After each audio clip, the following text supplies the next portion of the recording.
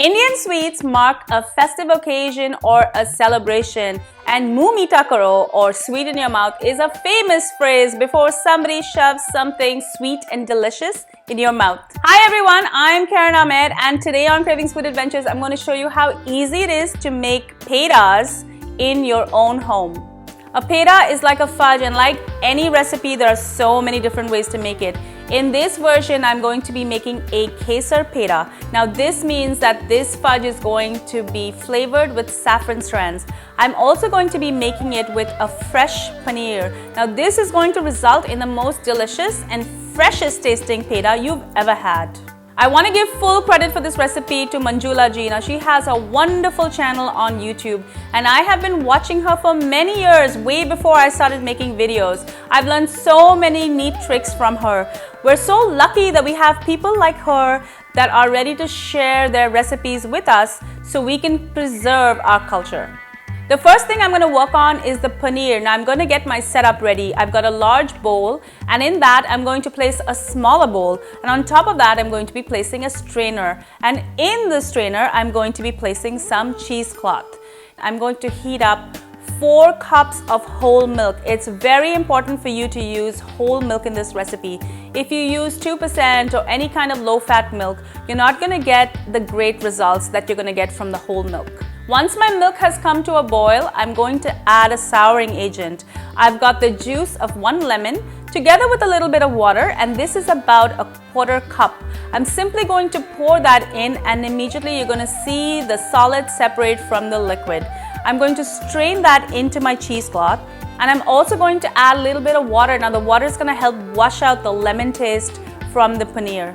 When the paneer is cool enough, I'm going to throw out the excess liquid, and I'm going to give it a really good squeeze, trying to get all of the water out, and I'm going to leave it aside.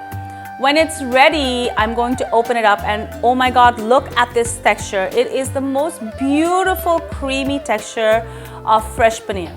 In a non-stick pan, I'm going to heat 3 tablespoons of butter, and to that I'm also going to add a 1/3 cup of whole milk, a pinch of saffron, and 1/3 of a cup of milk powder. Now I'm going to give this a really good stir, and I'm going to make sure the milk powder has dissolved. I'm also going to add that delicious fresh paneer that we made earlier, and I'm going to mix it together very well. Now I hope you have a lot of patience, because you're going to need to stir this continuously for 10 to 13 minutes. I'm going to use a spatula. This is the best kind of tool to use for this operation, and I'm going to press down the paneer to remove all of the lumps, and I'm going to bring it back together. Now it's really important for you to keep squishing and bringing back together, making sure that your mixture doesn't spread too far, because you don't want the edges to burn. During this process, you're going to realize that your hands start to hurt a lot. I usually will switch from my right hand to my left hand, and also using my spatula, I tend to break the dough up and then quickly bring it together. What this does is enable the dough to dry up a lot faster.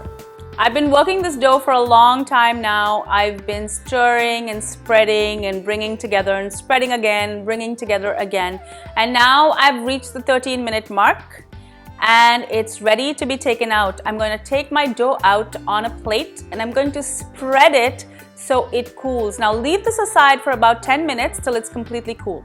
Once it's cool, it's ready to add the flavorings. I'm going to add about a 1/4 teaspoon of crushed cardamom seeds. You can either use the ready-made powder, or you can use seeds from the cardamom that you can crush using a mortar and pestle. I'm also going to add some sugar. Now you can use anywhere between a 1/4 cup to 1/2 cup of sugar. I tend to like my pedas slightly less sweet, while my husband loves them super sweet. So you can make this according to your taste. I'm going to oil my hands with ghee, and I'm going to work that dough. Keep working the dough till your mixture forms a nice dough consistency.